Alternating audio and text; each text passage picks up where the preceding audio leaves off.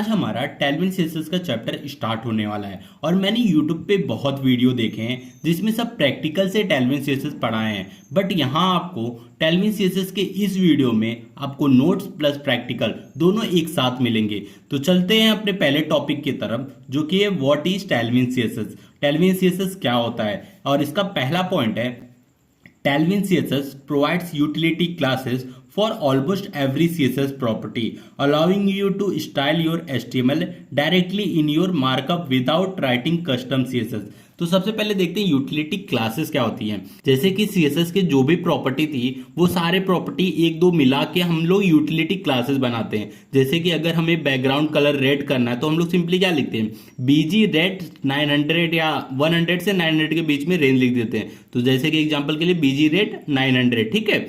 ऐसे अगर हमें टेक्स्ट को सेंटर में लाना तो टेक्स्ट सेंटर लिख देते हैं, ठीक है। तो ये एक दो प्रॉपर्टी को मिला के हम लोग क्या बोलते हैं, यूटिलिटी क्लासेस। और ये यूटिलिटी क्लासेस सीएसएस प्रॉपर्टी के जितने भी मतलब सारे प्रॉपर्टी का हम लोग यूटिलिटी क्लासेस बनाए हैं टेलविन सीएसएस के अंदर।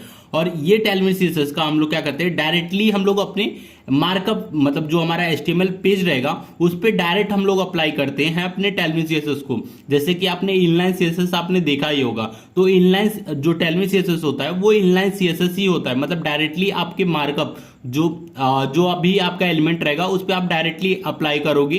किसको अप्लाई करोगे, यूटिलिटी क्लासेस को। अब हमारा सेकंड पॉइंट है Tailwind CSS can be easily customized by easily changing its configuration file. जो टेलविन सीएसएस होता है, जैसे कि हमने जब इंस्टॉलेशन में देखा था कि एक कॉन्फ़िगरेशन फाइल होता है टेलविन सीएसएस इंस्टॉल करते समय, तो जो कॉन्फ़िगरेशन फाइल है उसमें हम लोग इजीली टेलविन सीएसएस के प्रॉपर्टी को बदल भी सकते हैं, कुछ चेंज भी कर सकते हैं, ठीक है, कुछ नया प्रॉपर्टी ऐड भी कर सकते हैं। तो ये सारे फीचर्स भी हैं टेलविन सीएसएस के अंदर। अब हमारा थर्ड पॉइंट है Tailwind does not come pre designed component, so you have to full control over the design. जैसे कि आपने बूट स्ट्रैप में देखा होगा कि जो नैबार होता है या कुछ फुटर होता है, ये सब चीजें बिल्ट इन होता है। मतलब आप डायरेक्टली आप उसको अप्लाई कर सकते हो, डिजाइन आपको बनाने की जरूरत नहीं है, वहां पहले से आपको डिजाइन मिल जाएगा।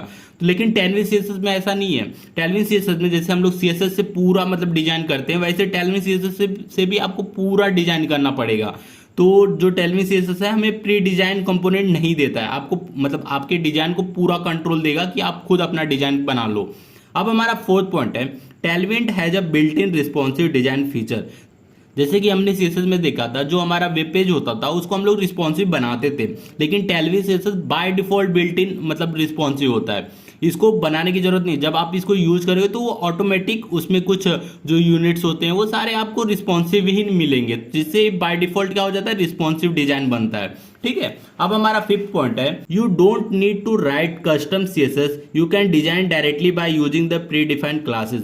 मतलब जैसे कि हम लोग सीएसएस में क्या करते थे, एक सीएसएस का फाइल बनाते थे, वहां हम लोग सीएसएस का पूरा कोड लिखते थे और उस सीएसएस जो कोड लिखे उस फाइल को हम लोग अपने एचटीएमएल से लिंक करते थे। लेकिन यहाँ कैसा है, यहाँ आपको डायरेक्टली इनलाइन सीएसएस अप्लाई करना है, ठीक है। तो इनलाइन सीएसएस का अप्लाई करोगे तो वहां जो कस्टम क्लासेस होते हैं यूटिलिटी क्लासेस वो डायरेक्ट अप्लाई करके आप उसको डिजाइन दे दोगे। तो यही फर्क है सीएसएस और टेलविन सीएसएस में। अब हमारा सिक्स पॉइंट है Tailwind CSS does not follow any specific theme, you can design your component freely according to your creativity. जैसे कि हमने थोड़ी देर पहले ही देखा था टेलविन सीएसएस हमें कोई भी थीम नहीं देता है, कोई भी हमें बिल्ट इन डिजाइन नहीं देता है, ठीक है। हम अपने अकॉर्डिंग अपने डिजाइन को अपने मतलब अपने प्रोजेक्ट को अपने हिसाब से उसको मॉडिफाई कर सकते हैं, क्रिएट कर सकते हैं, बना सकते हैं, ठीक है। तो ये कुछ पॉइंट है टेलविन सीएसएस क्या होता है। तो वीडियो अच्छा लगा तो प्लीज वीडियो को लाइक और हमारे चैनल को सब्सक्राइब जरूर कीजिएगा।